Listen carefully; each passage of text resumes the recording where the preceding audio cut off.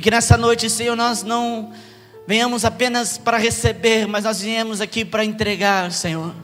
Entregar, Senhor, tudo que nós temos. Entregar a adoração, entregar a nossa vida, Senhor, como sacrifício ao Senhor, ó Deus. Estamos aqui para este encontro. E nós queremos, Senhor, que o Senhor ministre a palavra. Que o Senhor ministre, Senhor, de uma forma poderosa em nossos corações. Em nome de Jesus. Amém. Graças a Deus. As crianças já foram? Nem vi. Abra sua Bíblia comigo no livro de Joel, capítulo 2.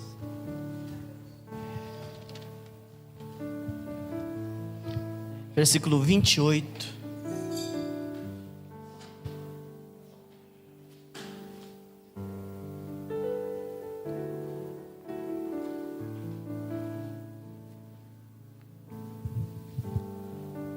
Joel capítulo 2, versículo 28.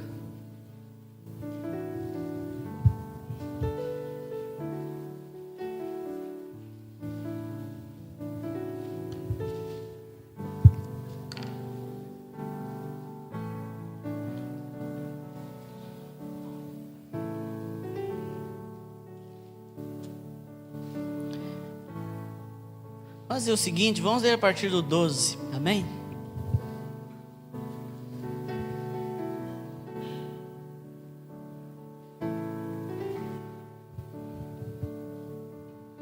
Todos acharam? Diz assim a palavra de Deus: ainda assim, agora mesmo diz o Senhor, convertei-vos a mim de todo o vosso coração, e isso com jejuns, com choro e com pranto. Rasgai o vosso coração e não as vossas vestes, e convertei-vos ao Senhor vosso Deus, porque Ele é misericordioso e compassivo, tardio em irar-se e grande em benignidade, e se arrepende do mal. Quem sabe se não se voltará e se arrependerá, e deixará após si uma oferta de manjares e libação para o Senhor vosso Deus? Tocai a trombeta em Sião, promulgai um santo jejum, proclamai uma assembléia solene, congregai o povo, santificai a congregação, ajuntais os anciãos, reuni os filhinhos e os que mamam. Saia o noivo da sua recâmara e a noiva do seu aposento. Chorem os sacerdotes, ministros do Senhor, entre o pórtico e o altar, e orem. Poupa o teu povo, ó Senhor, e não entregues a tua herança ao opróbrio, para que as nações façam escárnio dele, porque hão de dizer entre os povos, onde está o seu Deus? Versículo 18. Então o Senhor se mostrou zeloso da sua terra, compadeceu-se do seu povo, e respondendo-lhe disse, eis que vos envio o cereal e o vinho e o óleo, e deles sereis fartos, e vos não entregarei mais ao opróbrio entre as nações.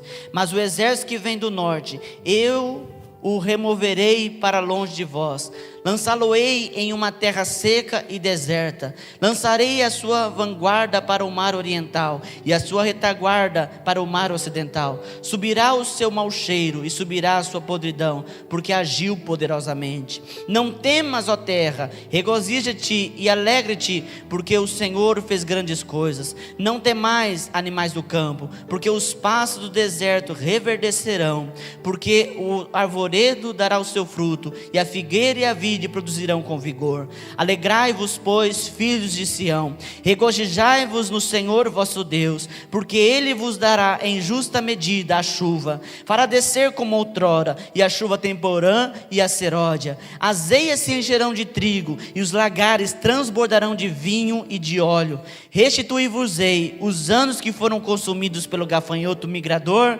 pelo destruidor e pelo cortador, o meu grande exército que enviei contra vós outros. Comereis comereis abundantemente e vos fartarei, e louvareis o nome do Senhor vosso Deus, que se ouve maravilhosamente convosco, e o meu povo jamais será envergonhado. Sabereis que estou no meio de Israel, e que eu sou o Senhor vosso Deus, e não há outro, e o meu povo jamais será envergonhado. E acontecerá depois que derramarei do meu espírito sobre toda a carne. Vossos filhos e vossas filhas profetizarão, vossos velhos sonharão, e vossos jovens terão visões. Amém?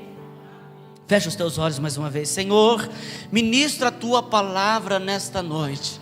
Manifesta, Senhor, através dela o teu poder, e o teu Espírito Santo, Senhor, que convence o homem do pecado, do juízo e da justiça, possa convencer cada um, Senhor, nesta palavra. Aquilo que o Senhor tem para nós, nós queremos que venha sobre nós hoje, Senhor, em nome de Jesus. A tua palavra diz que o Senhor tem um maná escondido, Senhor. Nós queremos isso, nós queremos algo novo nesta noite, nós queremos uma revelação nova, algo, Senhor, que venha do trono do Senhor. Nós não queremos nada de homem, Senhor, nós não queremos filosofia humana, mas nós queremos a tua palavra com poder, a mesma palavra, Senhor, que criou todas as coisas, que criou a terra, e nós queremos, Senhor, que essa palavra venha nesta noite, Pai, trazendo transformação, mudança na nossa vida, em nome de Jesus. Pai amado, nós te louvamos e te agradecemos desde já pela manifestação do teu poder e da tua glória, em nome de Jesus. Podemos assentar.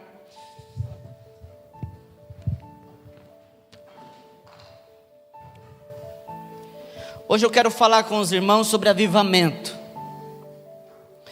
Avivamento é algo que durante muito tempo a igreja falou bastante, e um tempo para cá isso se perdeu, as pessoas não falam mais sobre avivamento. Primeiro, antes de entender o que é avivamento no reino de Deus, para nós como igreja, nós precisamos entender o que é avivar. É simples, avivar é trazer a vida novamente. Amém? É trazer à vida aquilo que estava morto, reavivar, trazer de volta aquilo que já estava com vida. Amém? Esse texto, irmãos, é um texto que fala sobre avivamento. Fala bastante que o povo nesse tempo estava vivendo uma vida difícil. Um tempo onde os filhos de Deus pagaram um alto preço por suas escolhas. A gente sempre é assim, né?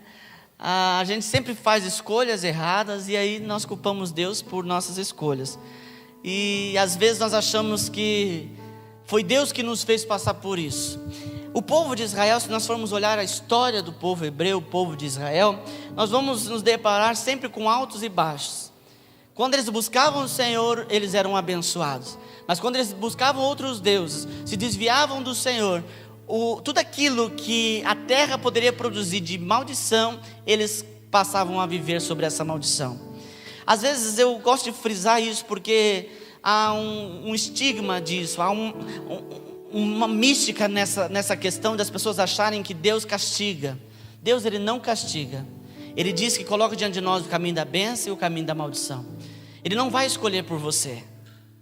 Por isso que eu não gosto de cantar aquela música que diz: remove a minha pedra. Porque Deus nunca vai remover sua pedra. Jesus não removeu a pedra do túmulo de Lázaro. Ele disse: remova a pedra vocês. Então os amigos de Lázaro foram lá e removeram a pedra. Deus nunca vai escolher por você. Deus sempre vai te dar escolhas. E muitas vezes nós, irmãos, somos frutos, muitas vezes, não sempre, nós somos frutos dessas escolhas. Nós somos aquilo que nós escolhemos ser. Amém? Isso também na vida espiritual. O Senhor sempre está, irmãos, querendo nos abençoar. Sempre Deus está querendo manifestar a glória dEle através de nós. Ele está querendo manifestar o poder dEle através das nossas vidas. Mas nós escolhemos aquilo que não é para ser escolhido, e pagamos um preço por isso. Israel era desse jeito. Por mais que eles viram milagre, se nós olharmos para o povo que saiu do Egito, eles viram o maná, eles viram água sair de rocha, eles viram uma nuvem de glória acompanhando eles, todos os milagres e sobrenaturais que poderia acontecer, eles viram, mas por conta de uma incredulidade que de vez em quando, como eu disse sexta-feira, nos acometeu esse povo, e eles se desviavam então dos caminhos do Senhor, e passavam a viver uma vida difícil. A Bíblia diz, irmãos, que todos aqueles que buscam o Senhor vivem uma vida abundante. Amém? Não tem como, irmãos, é vida abundante, é vida de prosperidade, de alegria no Senhor, porque isso são frutos do Espírito Santo. Amém? E por isso, irmãos, nós muitas vezes, quando percebemos o caminho que nós tomamos errado e nós voltamos para aquilo que é correto, então Deus volta a operar grandes coisas na nossa vida. Não porque, Deus ele não sabe o que quer, uma hora ele age, outra hora não. Porque Ele é misericordioso. Mesmo nós errando, saindo da sua presença, Ele diz: se vocês voltarem e vocês me buscarem, eu vou operar maravilhas no vosso meio. Porque Deus é rico em amor e misericórdia, não porque nós merecemos.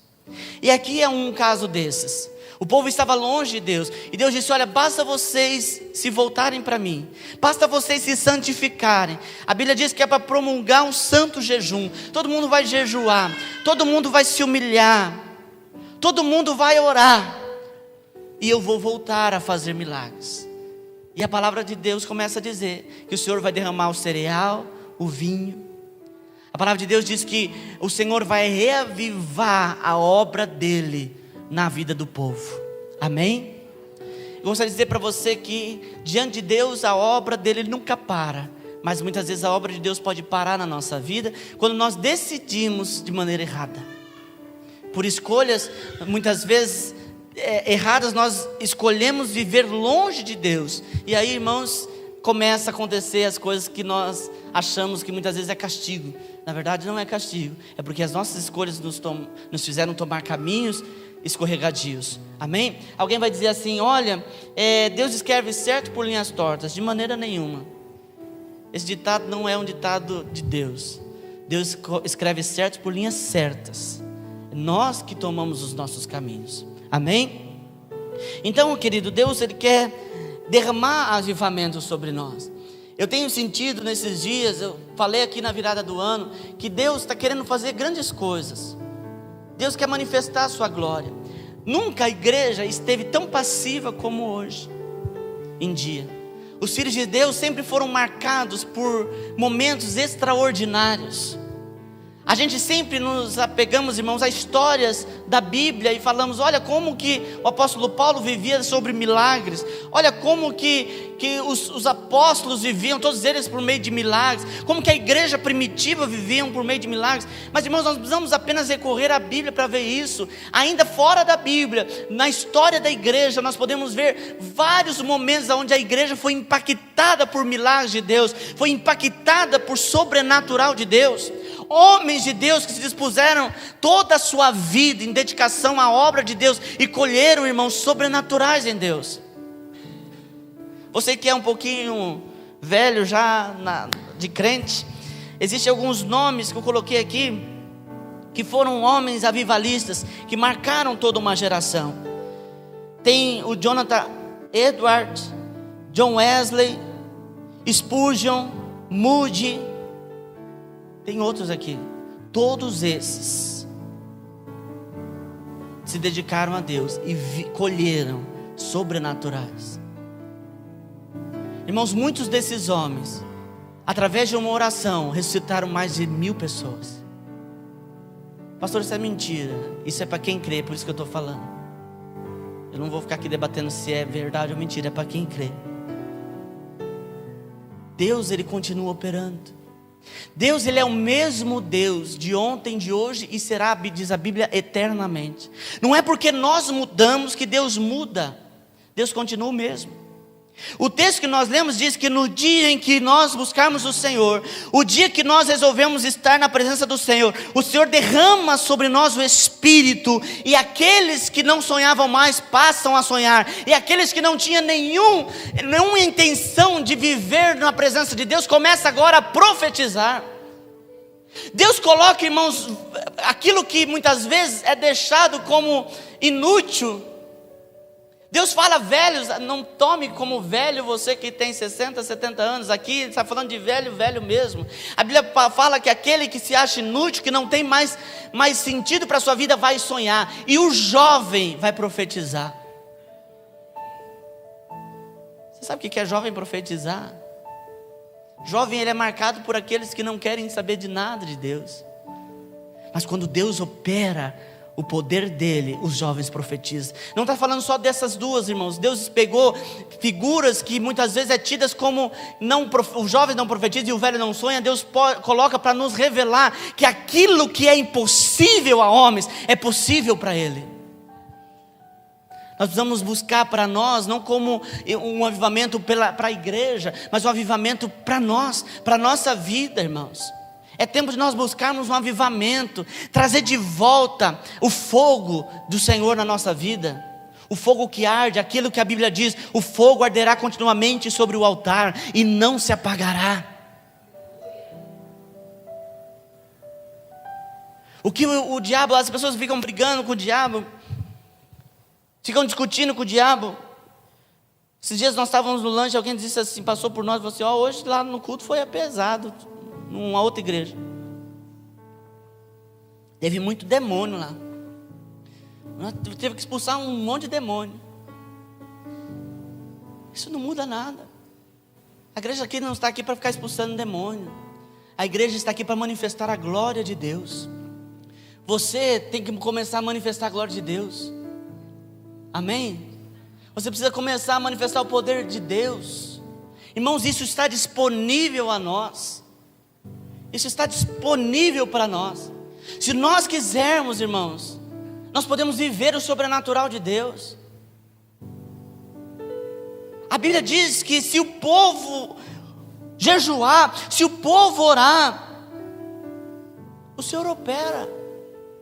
O vinho, irmãos, o cereal e o vinho fala de abundância, de prosperidade. Cereal e vinho fala de fartura. Não tinha na mesa do pobre vinho nem cereal. Quando houve falta de comida em Samaria, as pessoas comiam esterco. O pobre não tinha vinho nem cereal. Está falando daquilo que era comida de rei.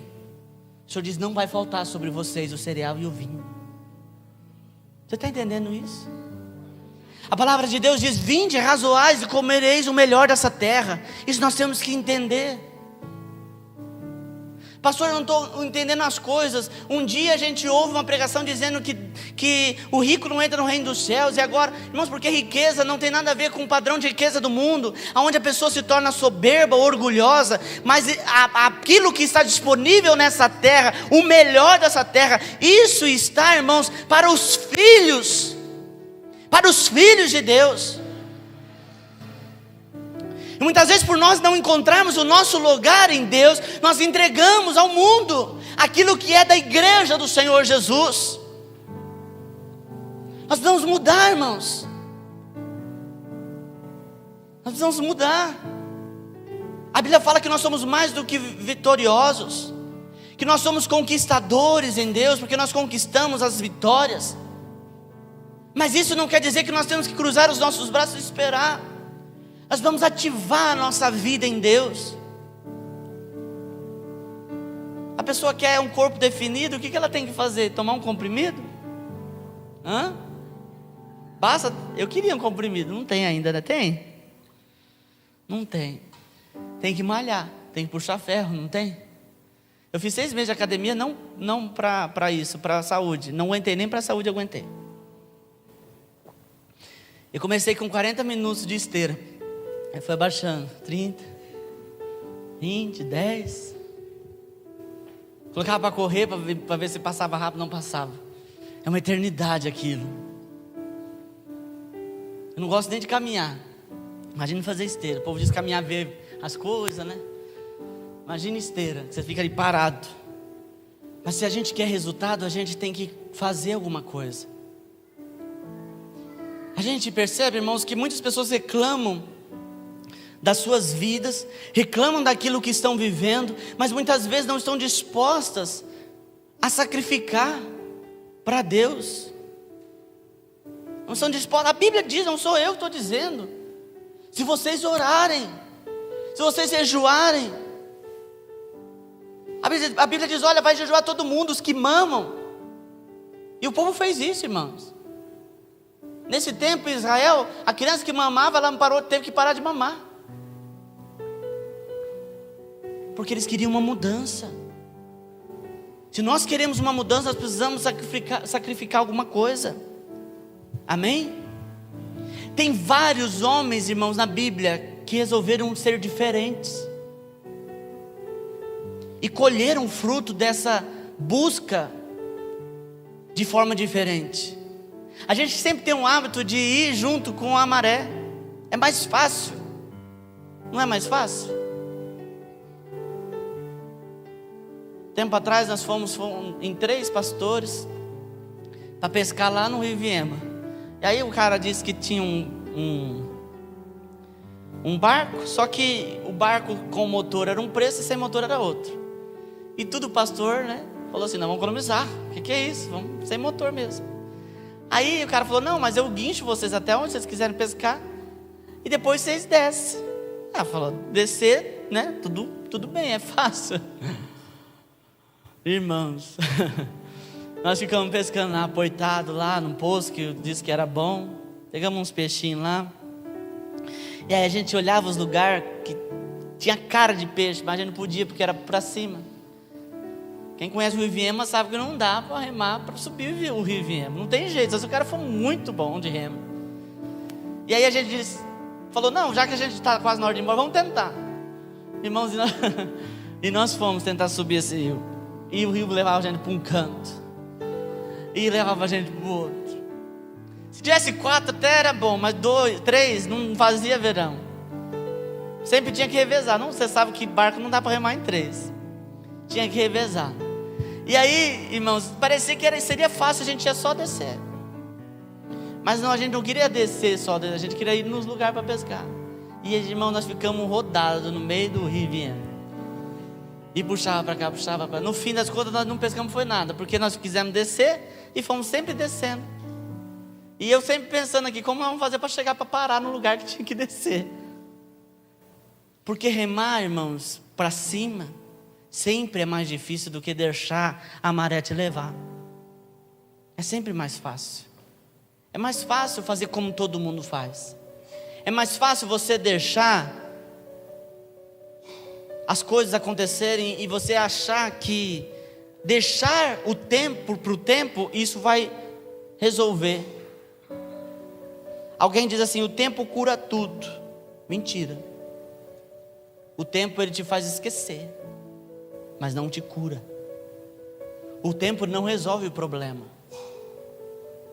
Eu sempre sou contra, sabe, quando tem um problema, sempre vem alguém com um remedinho para a pessoa desmaiar, não tem? A tias da gente que chega assim: toma esse água com açúcar.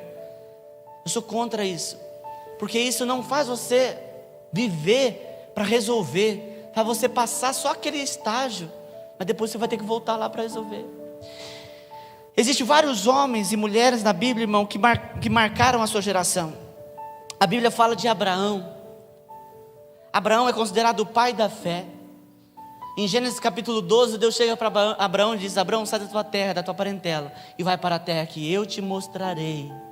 Não é para a terra que eu estou te mostrando, é para a terra que eu te mostrarei.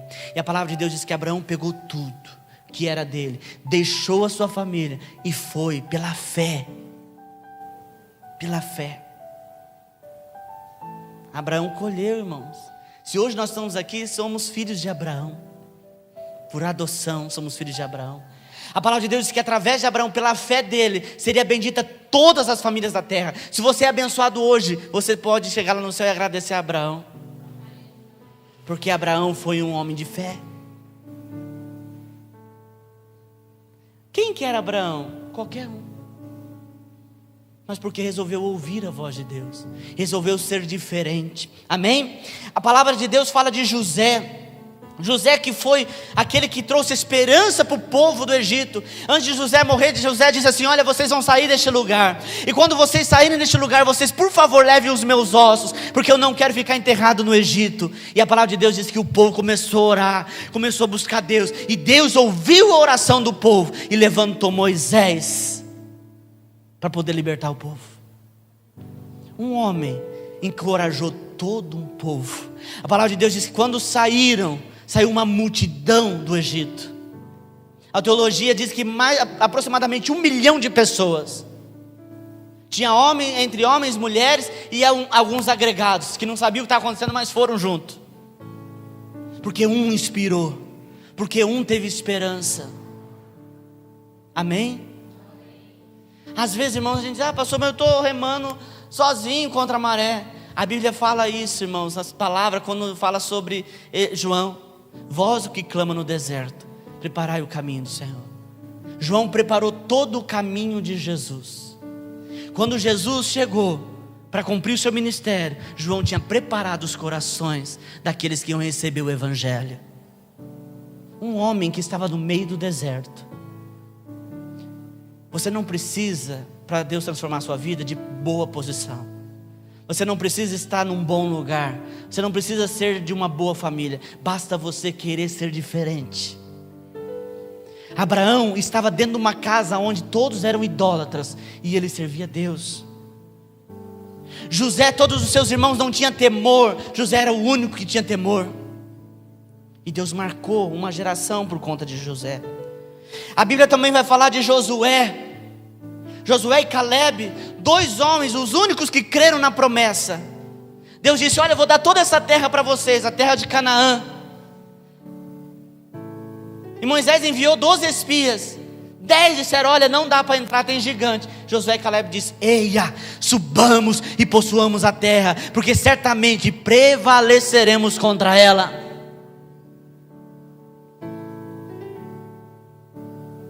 Dois homens. Toda aquela geração que saiu do Egito padeceu no deserto, mas a geração de Josué e Caleb entrou na terra prometida. Amém, querido? Eu estou falando, citando aqui alguns personagens da Bíblia, para você entender que não precisa ser ninguém. A Bíblia diz que Deus escolhe as coisas loucas desse mundo para confundir as sábias. Deus escolhe as coisas fracas desse mundo para confundir as fortes. Deus não está precisando, irmãos, que você seja alguém. Ele precisa que você seja ninguém para Ele tornar de você alguém. Entendeu? Você entendeu? Não adianta a gente chegar diante de Deus e dizer, eu sou alguém, Deus, eu sou importante para o Senhor. Não. A Bíblia diz assim, humilhai-vos sobre a mão poderosa do Senhor, porque em tempo oportuno Ele vos exaltará. Eu quero encorajar você a acreditar, irmãos, no milagre. Eu quero encorajar você nessa noite a acreditar que Deus pode fazer através de você. Amém? Algo que possa marcar a sua casa, que possa marcar a sua vida. Não só através de você, mas fazer em você. Amém? Às vezes a gente acha que precisa de algo tão longe da nossa realidade para que aconteça um milagre. Mas Deus pode fazer hoje, agora. A receita está aqui, irmãos.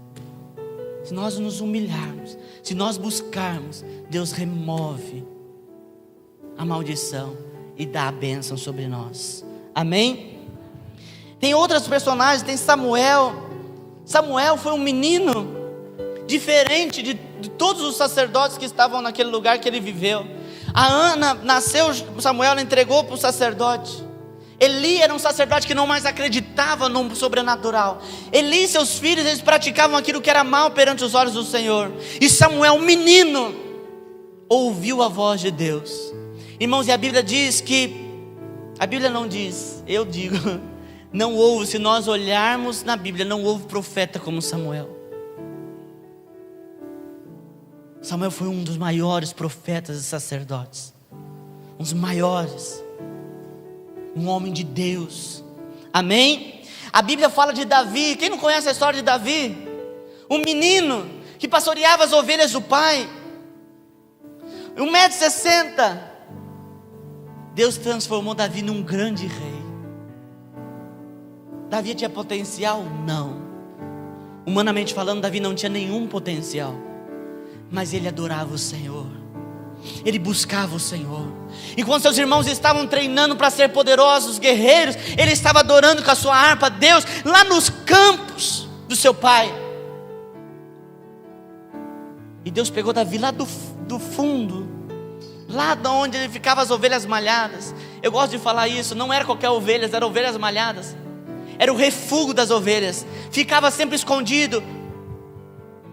Não sei quantos aqui tiveram a oportunidade de ir numa propriedade onde tem criação de boi. Se tem alguns bois feios, não fica na frente da propriedade. Não fica na frente da propriedade.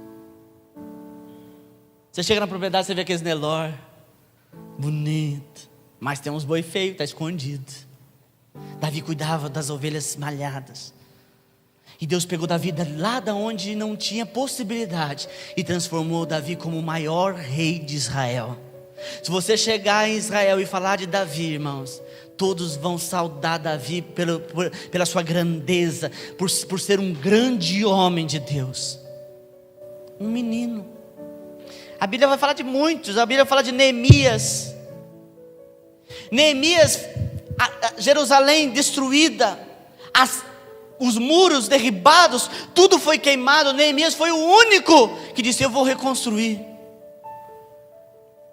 Pastor, ele teve ajuda? Teve, mas ele teve a ideia. Ele reconstruiu os muros de Jerusalém.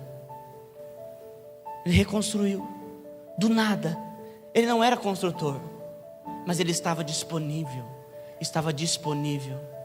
Ele se santificou, ele orou a Deus, e Deus usou a vida dele para transformar toda uma geração. Amém? Deus quer usar você. Deus quer transformar a sua vida. Deus quer mudar a sua história. Mas nós precisamos nos colocar na brecha.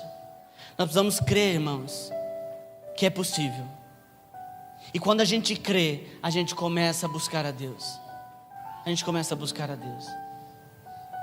Eu poderia colher vários testemunhos aqui de pessoas que não eram ninguém e Deus transformou suas vidas. Mas eu vou contar do meu. Eu gosto de falar. Pastor, eu já ouvi, eu conto de novo. Eu era nascido numa casa onde meu pai era alcoólatra. Batia na minha mãe. Eu vi minha mãe apanhar toda a minha infância. Eu gosto de falar sempre que não era uma agressão assim daquelas light, era uma agressão pesada. A gente vivia, irmãos, naquilo que alguém poderia ajudar. Meu pai possuía até bons empregos, mas não tinha dinheiro porque ele gastava tudo em bebida. Alguém já viu casos assim? Você sabe como é. Ele gastou tudo em bebida. Tudo. Meu pai teve várias oportunidades, mas ele gastava tudo. Ao ponto de ninguém mais confiar nele como alguém para trabalhar. Porque ele chegava bêbado no trabalho. E minha mãe que estudou, minha mãe que teve os melhores empregos na sua juventude, teve que agora trabalhar de empregada doméstica. Não que isso seja de menor valor, mas imagine uma pessoa que é acostumada a trabalhar no escritório, ter que agora lavar, passar e cozinhar. O primeiro emprego que minha mãe arrumou como doméstica, a mulher era tão exigente que ela escrevia o cardápio da semana. Aquelas coisas fáceis de fazer, rosbife, feijoada. Minha mãe não sabia o que era um rosbife. Minha mãe não sabia como se fazia uma feijoada. Porque minha mãe não foi criada, o meu avô não criou minha mãe para ficar dentro de casa, ele criou ela para trabalhar e ser uma boa profissional. Minha mãe trabalhou na fábrica da Bombril em São Paulo, em São Caetano. Então, ela teve que trabalhar, porque senão a gente passava fome. Sabe como que a gente morava? A gente morava até pedirem despejo. Quando pedia despejo, a gente ia para outra casa. Aí a gente ficava 3 meses, aí pedia despejo. Isso aí é da casa. A gente morou de favor na casa da minha avó, de várias pessoas. E meu pai um dia disse assim: olha, eu sou assim porque a gente mora aqui em São Paulo, esse lugar aqui é muito movimentado, eu não sou daqui, eu sou do interior. Ele disse: vamos para uma cidade. Aí ele falou: vou na frente. Ele veio, uma cidade chamada Estrela do Oeste, tem 3.000 habitantes.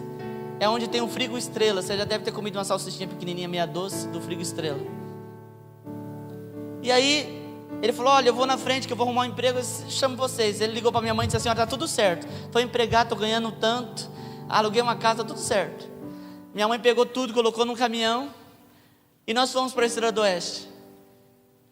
Eu fiquei um pouco tempo para terminar os estudos, mas chegamos lá, cadê o emprego? Era mentira. A casa, a única coisa que ele tinha falado a verdade, ele alugou a casa.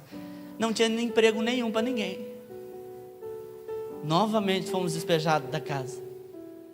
A gente tinha que chegar, irmãos, perto da hora do almoço, na casa dos parentes, para poder ver se tinha algum almoço. E aí neste lugar, eu comecei a ter que, como criança, ter que ir nos açougues pedir se tinha resto de carne para poder dar para os cachorros. Não era cachorro. Já comeram serralha? Não sabe o que é serralha? Já. É mato. A minha mãe fazia serralha para a gente comer. Pastor, mas por que Deus fez isso? Não pense nisso. Aonde abundou o pecado, superabunda a graça. Amém? E aí, irmão, nós fomos convidados por uma prima para morar no sítio, para a gente não passar fome. Isso tudo, agressões. Isso tudo cheio de agressão. Eu vi minha mãe com 9 meses de idade levando um chute na barriga. Pastor, o senhor deve odiar seu pai. Não. Louva a Deus pela vida dele, ele se converteu. Vamos, tem tempo ainda. E aí nós fomos morar num sítio. Agora meu pai tinha tudo que ele queria. Ele gostava do interior, morando num sítio, cuidando de porco, ajeitando. Agora ele vai ficar uma pessoa boa. Não, continuou bebendo, continuou sendo agressivo. Antes de nós irmos embora para o interior, lá em São Paulo, ele estava desparafusando, para a gente mudar inclusive um guarda-roupa. Não, ele estava parafusando um negócio. E aí ele disse assim, olha, o parafuso é enorme, a bucha é pequena. Ele disse assim, se esse parafuso entrar, eu entrego a minha alma para o diabo hoje.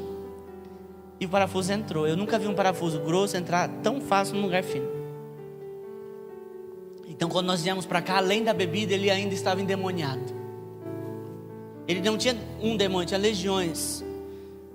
Da madrugada meu pai começava a falar em línguas estranhas, línguas de demônio. Ele dormia com a faca debaixo do travesseiro, porque ele ia acordar de madrugada para esfaquear todos nós. É isso que ele falava. Ele falou, estou indo dormir, essa faca está aqui porque eu vou levantar de madrugada para esfaquear vocês.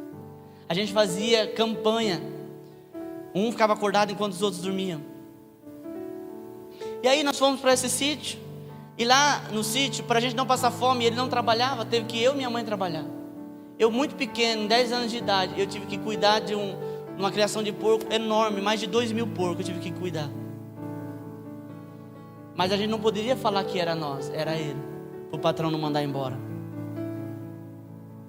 Mas um dia ele agrediu um porco que tinha lá, pegou umas estacas de madeira, enfiou no porco e aí ele foi mandado embora. Aí nós fomos de novo para uma outra cidade, perto do Estrela do Oeste, chamada Charles. E lá a coisa piorou um pouco mais. Mas aquela prima que tinha levado a gente para o sítio, convidou a gente para ir para uma igreja. Isso em 1998. E eu assisti o primeiro culto na igreja. O pastor, inclusive, antes disso, tinha ido orar no sítio. Eu nunca gostei de crente, eu achei sempre que crente faz barulho demais, né? E aí eu não gostava de crente, aí ele falou para ir para a igreja, a gente foi, né? Não tinha mais o que fazer, mas vamos para a igreja. É a primeira coisa que eu entrei na igreja, estava cantando uma música, quero que valorize o que você tem. Aquela música já encheu meu coração. A música fala que você é um ser, você é alguém, você é importante para Deus. O diabo, ele quer dizer para nós sempre assim, irmão, se você está vivendo uma vida difícil, como você é importante para Deus? Mas na hora eu não consegui pensar a vida que eu estava vivendo, eu só entendi que eu era importante para Deus. E daquele primeiro culto que eu participei, eu nunca deixei de congregar. Eu congreguei 1 ano, 3 anos melhor dizendo. 3 anos eu congreguei apanhando meu pai.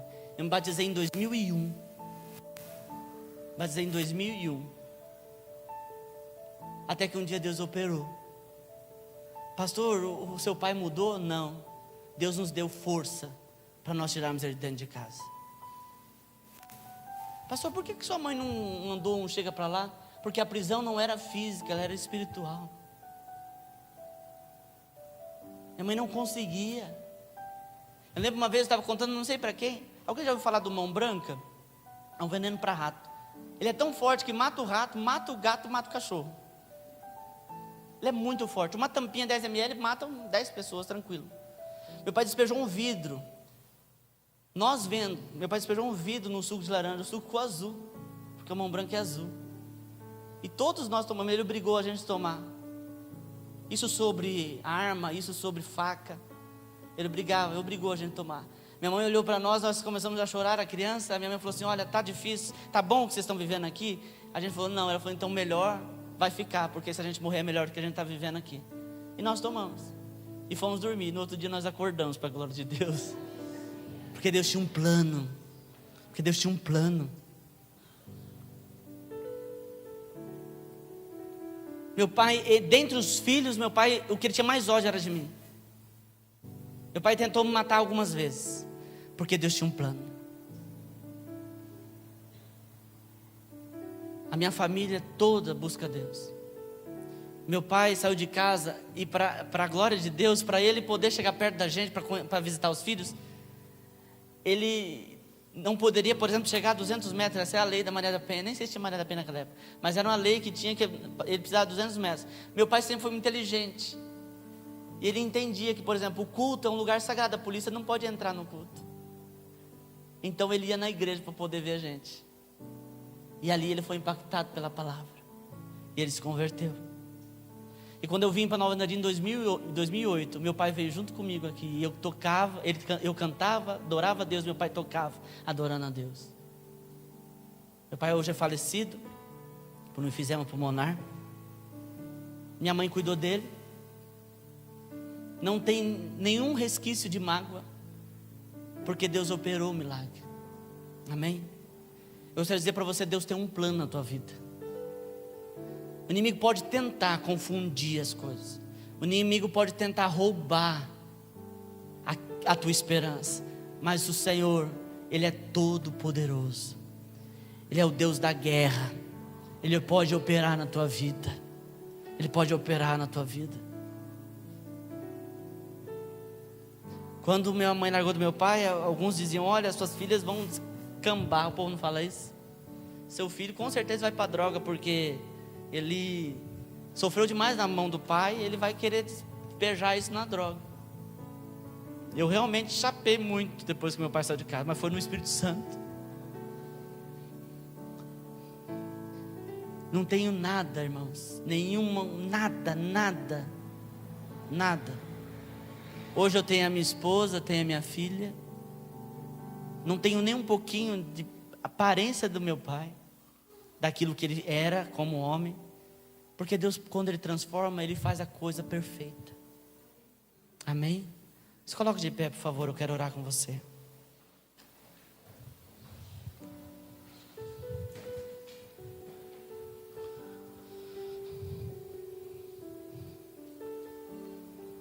Existem alguns cultos que a gente prepara um esboço, a gente escreve nesse esboço o tópico, o argumento. E tem culto que a gente consegue passar esse esboço, mas tem culto que o Espírito Santo não deixa a gente fazer mais nada. Hoje é um dia desses. O Espírito Santo quer ministrar na tua vida. Ele quer ministrar na tua vida nessa noite. Desde o início desse culto até você sair daqui, Ele está agindo em você. Fecha os teus olhos. Às vezes você está aí pensando, você ouviu um pouco da minha história, e você às vezes está pensando na tua. E às vezes tem coisas aí que você acha que é tão difícil de acontecer. É impossível, você acredita muitas vezes. Mas com experiência própria, eu posso dizer para você: pode acontecer. Pode acontecer.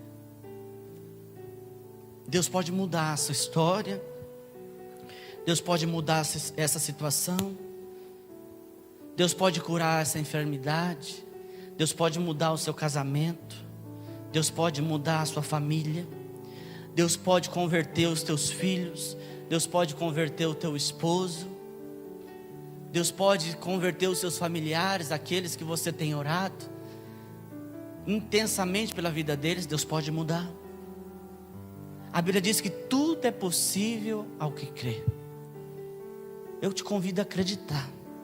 Às vezes você deixou de acreditar porque há muito tempo você tem orado, há muito tempo você tem colocado diante de campanhas e nada aconteceu. Eu gostaria de dizer para você: não desista, não pare de acreditar, não pare de acreditar. Deus é poderoso para fazer, basta você se entregar. Se entregue a Ele, entregue a sua vida a Ele, deixa Ele cuidar de você. Eu não estou falando para você se entregar para a religião, porque a religião, ela só engessa o homem. Eu estou falando para você se entregar para Deus, para você deixar Deus cuidar de você. Ele quer cuidar de você. A palavra de Deus diz que o Senhor escreve a nossa história quando nenhum dia da nossa história existiu. Ele já criou. Ele sempre tem algo bom para nós. Ele sempre tem vitória para nós. Eu convido você a acreditar nisso. Coloque diante de Deus agora aquilo que você precisa de mudança. Coloque diante do Senhor. Você quer que o seu casamento seja restaurado? Coloque diante de Deus. Você que quer que a sua vida seja transformada? Coloque diante de Deus. Você que precisa que haja conversão na tua casa? Coloque agora. Eu convido você a colocar mais uma vez. Mais uma vez. Ore a Deus. Ore agora. Peça para Deus fazer. Peça para Deus fazer. Ah, Senhor. Ah, Deus. Nós te adoramos nessa noite, Senhor. Ah, Deus. Traga esperança agora, Senhor, nos corações. Traga esperança nos corações. O Teu Espírito Santo, Senhor, é aquele que faz a obra acontecer.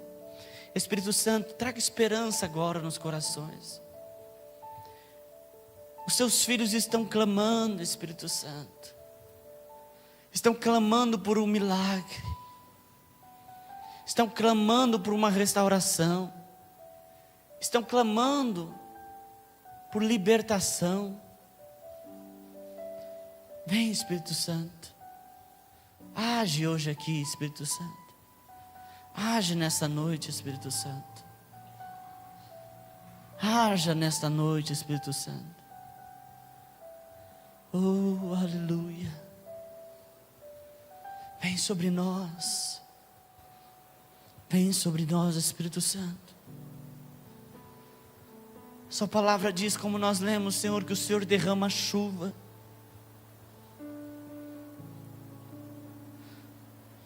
A chuva, Senhor, é a esperança.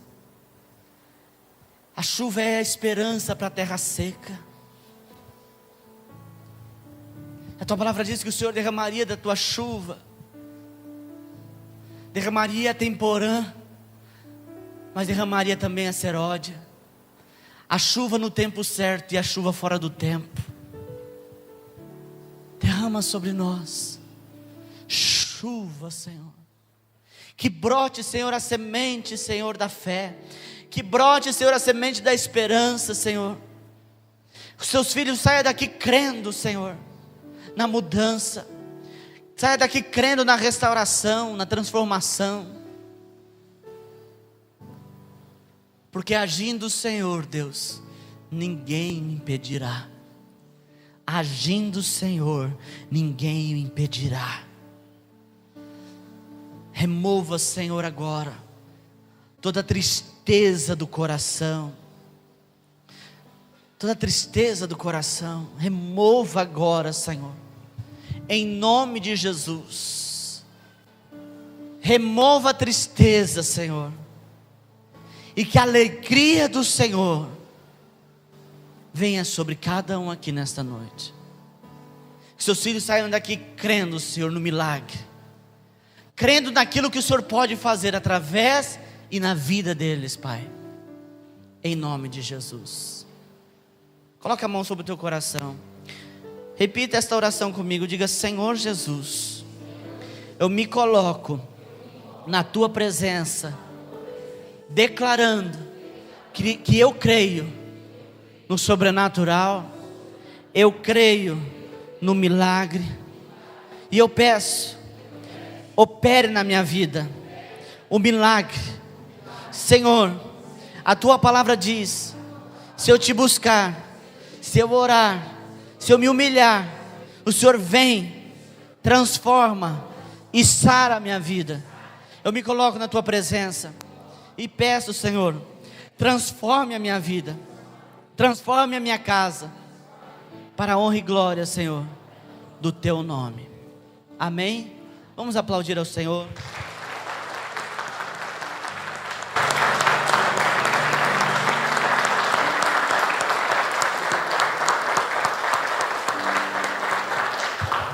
Glória a Deus. Senta só um pouquinho, a gente já vai encerrar.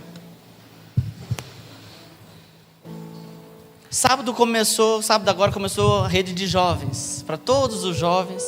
Na foto eu vi que tinha uns que não eram tão jovens assim. Você que deseja participar, pode vir, amém? A rede jovem, quem está liderando é o irmão Lúcio e a irmã Tati. Eu fiquei sabendo que foi uma bênção. E sábado que vem tem novamente, amém? Então você que tem filho, filha, ou você mesmo que quer participar, você que tem um espírito jovem, venha, 7h30 todo sábado, amém? Toda sexta-feira também tem um culto ao Senhor aqui também, toda sexta-feira 7h30. Todas as programações, às vezes, irmãos, eu me perco nos horários, eu vou falando aqui e acabo falando errado, mas toda a programação da igreja é 7h30, só o domingo é 7h, tá? Domingo, por conta da segunda-feira, nós resolvemos tirar a meia hora e adiantar. Então todo domingo é 7h. As demais programações são 7h30, amém? Na terça-feira também tem reunião de oração aqui com as irmãs. A irmã Márcia lidera esse grupo de oração. Eles ministram uma palavra, tiram um tempo de oração. Toda terça, 7h30 aqui na igreja, amém? Glória a Deus.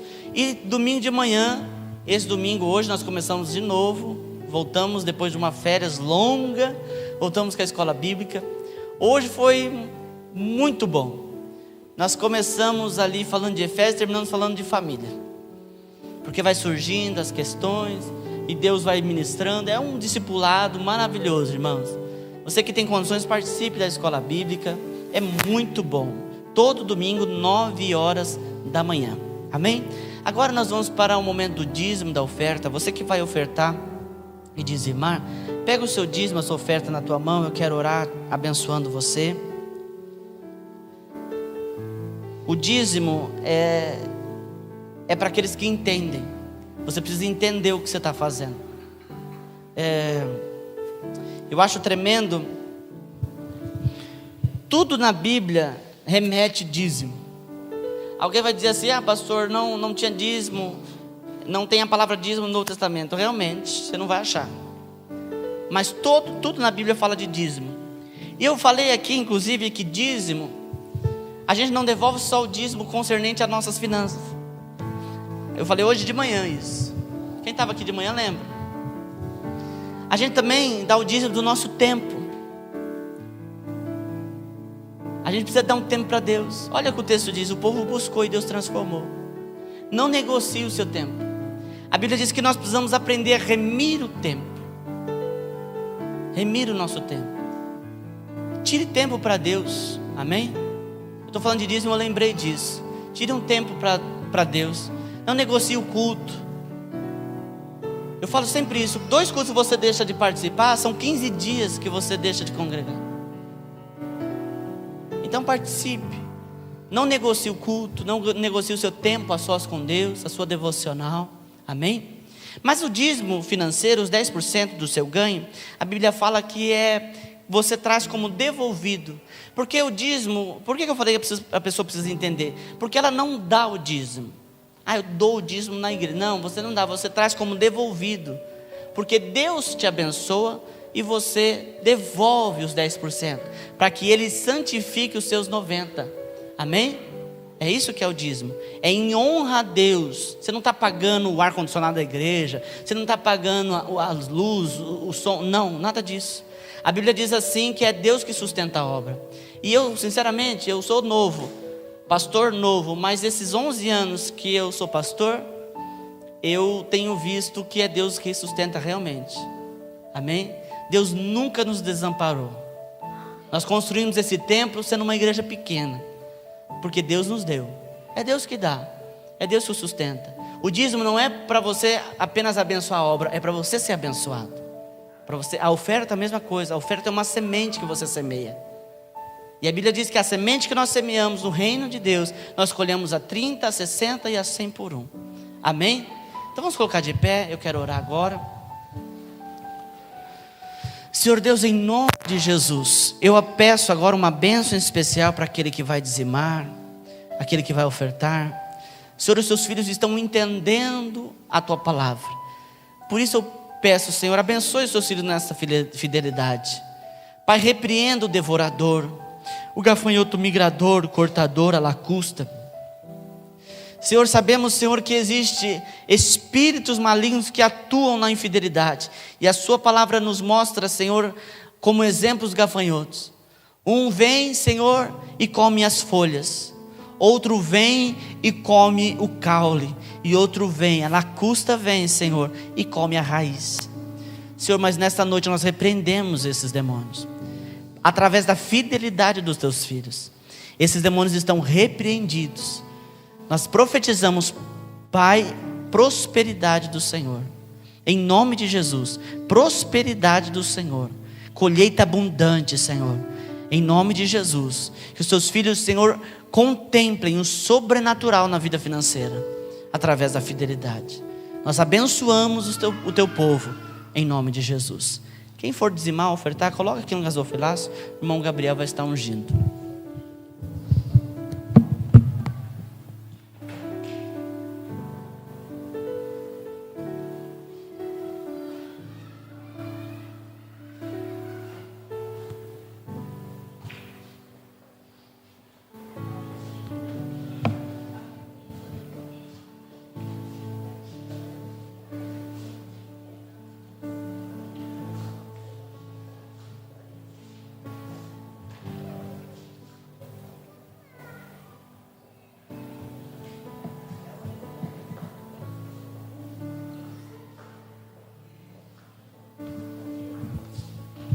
Amém? Dê a mão para a pessoa que está do teu lado. Olha para a pessoa a mais bonita. Olha para a mais bonita que está perto de você. Diga assim para ele e para ela: que você tenha a melhor semana que você já teve até hoje. Amém? Nós aprendemos aqui que nós podemos mudar. Cuidado para você não criar da sua semana uma mesmice. Ei, pastor, amanhã é dia de branco. Meu avô falava que segunda-feira é dia de branco. Não é questão de cor de pele, é questão da folhinha. É o dia branco, tem que trabalhar. Mas que Deus abençoe o seu trabalho. Que você produza frutos. Amém? Ah, pastor, amanhã é segunda-feira, todo mundo trabalhando, não tem emprego. Queria tanto ter um emprego. Que Deus abra uma porta na tua vida. Amém? Que aquilo que você for fazer, Deus abençoe e você trabalhe menos e colha mais. Frutos do seu trabalho. Amém? Que nessa semana você possa contemplar o sobrenatural de Deus. Que você seja, irmãos, impactado pela alegria do Espírito Santo. Que você tenha, meu pastor tem falado isso muito esses dias, que você tenha uma semana leve. A gente tem vivido a vida muito sobrecarregada. Que você tenha uma semana leve. Que você deixe o fluir de Deus cuidar de você. A Bíblia diz que aqueles que são do Senhor são como o vento. Não sabe, mas eles são agitados pelo vento do sopro do Espírito Santo. Amém? Que você tenha uma semana leve, abençoada, de portas abertas. Senhor, muito obrigado. Obrigado, Senhor, por este culto. Obrigado pela palavra. Obrigado por este momento da tua presença. Senhor, leva o teu povo em paz, dando a bênção do Pai, a bênção do Filho e do Espírito Santo. em nome de Jesus. Amém? Que Deus te abençoe. Cumprimente o irmão ou a irmã com a paz do Senhor. Com um forte abraço. Que Deus te abençoe poderosamente.